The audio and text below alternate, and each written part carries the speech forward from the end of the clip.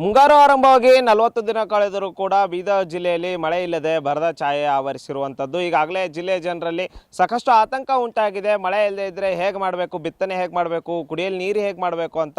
ಈಗಾಗಲೇ ನಾವು ಬೀದರ್ ಜಿಲ್ಲೆಯಿರುವ ಕಾರಂಜ ಜಲಾಶಯದ ನೀರಿನ ಮಟ್ಟ ಕುಸಿದಿರೋದ್ರಿಂದ ಈ ಆತಂಕ ಕೂಡ ಹೆಚ್ಚಾಗಿದೆ ಅಂತ ಹೇಳ್ಬೋದು. ನಾವೀಗ ಜಲಾಶಯದ ಮುಂಭಾಗದಲ್ಲಿದ್ದೇವೆ.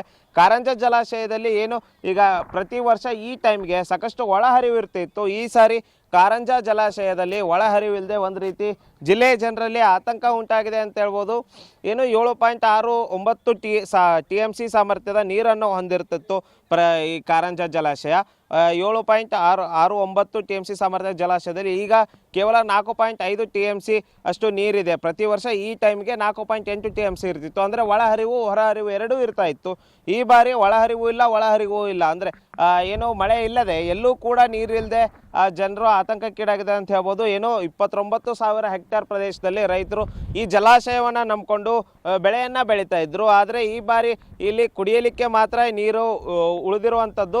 ಯಾಕಂದರೆ ನೀರಿಲ್ಲದೆ, ಯಾಕಂದ್ರೆ ಪಕ್ಕದ ತೆಲಂಗಾಣ ಮತ್ತು ಮಹಾರಾಷ್ಟ್ರದಲ್ಲಿ ಮಳೆ ಆದರೆ ಈ ಡ್ಯಾಮ್ಗೆ ನೀರು ಬರ್ತಾ ಇತ್ತು. ಪಕ್ಕದ ಕೊತ್ತೂರು ಬ್ರಿಡ್ಜ್ನಿಂದ ಸಾಕಷ್ಟು ಪ್ರಮಾಣದಲ್ಲಿ ಇಲ್ಲಿಗೆ ನೀರು ಹರಿದು ಬರ್ತಾ ಇತ್ತು. ಆದರೆ ಪಕ್ಕದ ರಾಜ್ಯಗಳಲ್ಲೂ ಕೂಡ ಮಳೆಯ ಕೊರತೆಯಿಂದಾಗಿ ಕಾರಂಜ ಜಲಾಶಯ ಬತ್ತಾ ಬರ್ತಿದೆ ಅಂತ ಹೇಳ್ಬೋದು. ಇದನ್ನೇ ನಂಬಿ ಸಾಕಷ್ಟು ಜನರು ಆ ಬೆಳೆಯನ್ನು ಬೆಳೀತಾರೆ. ಅಂದರೆ ಎಡದಂಡೆ ಹಾಗೂ ಬಲದಂಡೆಯಲ್ಲಿ ಸುಮಾರು 140 ಕಿಲೋಮೀಟರ್ನಷ್ಟು ಉದ್ದದ ಕಾಲುವೆ ನಂಬಿಕೊಂಡು ರೈತರು ತಮ್ಮ ಬೆಳೆಯನ್ನು ಬೆಳೀತಾ ಇದ್ದು 29,000 ಹೆಕ್ಟೇರ್ ಪ್ರದೇಶದಲ್ಲಿ ಈ ಜಲಾಶಯವನ್ನೇ ನಂಬಿಕೊಂಡು ರೈತರು ಬೆಳೆಯನ್ನು ಬೆಳೀತಾ ಇರುವಂಥದ್ದು. ಸದ್ಯ ಈ ಜಲಾಶಯ ಈಗ ಕುಡಿಯೋ ನೀರಿಗೆ ಮಾತ್ರ ನೀರು ಮೀಸಲಾಗಿರುವಂಥದ್ದು. ಅಂದರೆ ಮಳೆ ಇಲ್ಲದ ಕಾರಣ ಬೇಸಿಗೆಗೂ ಕೂಡ ಈ ನೀರು ಉಳಿಯುತ್ತಾ ಇಲ್ವಾ ಅನ್ನೋ ಪ್ರಶ್ನೆ ಕೂಡ ಎದುರಾಗಿದೆ. ಯಾಕಂದರೆ ಒಳಹರಿವು ಹೊರಹರಿವು ಎರಡೂ ಇಲ್ಲ.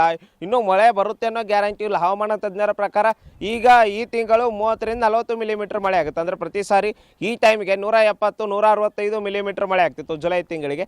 ಆದರೆ ಬರೀ 50ರಿಂದ 60 ಮಿಲಿಮೀಟರ್ ಮಳೆ ಆಗೋದ್ರಿಂದ ಇಲ್ಲಿಗೆ ನೀರು ಹರಿದು ಬರೋದು ಕೂಡ ಕಷ್ಟ ಆಗಿರೋದ್ರಿಂದ ಒಂದು ರೀತಿ ಜಿಲ್ಲೆಯ ಜನರಲ್ಲೇ ಆತಂಕ ಎದುರಾಗಿದೆ ಅಂತಲೇ ಹೇಳ್ಬೋದು. ನೋಡಬೇಕು, ಅಂದರೆ ಮಳೆ ಬಂದು ಡ್ಯಾಮ್ ತುಂಬಿ ಕೃಷಿ ಚಟುವಟಿಕೆಗಳಿಗೆ ಸಹಕಾರಿ ಆಗುತ್ತಾ ಅಥವಾ ಬರೀ ಕುಡಿಯೋದಕ್ಕೆ ಮಾತ್ರ ಈ ಕಾರಂಜ ಜಲಾಶಯದ ನೀರು ಈ ಸಾರಿ ಮೀಸಲಾಗುತ್ತಾ ಅಂತ ಕಾದು ನೋಡಬೇಕಾಗಿದೆ. ಕ್ಯಾಮ್ರಾಮನ್ ಸಂತೋಷ್ ಜೊತೆ ದೇವರಾಜ್ ಹುಣಕೆರೆ, ಉತ್ತರ ಕರ್ನಾಟಕ ನ್ಯೂಸ್, ಬೀದರ್.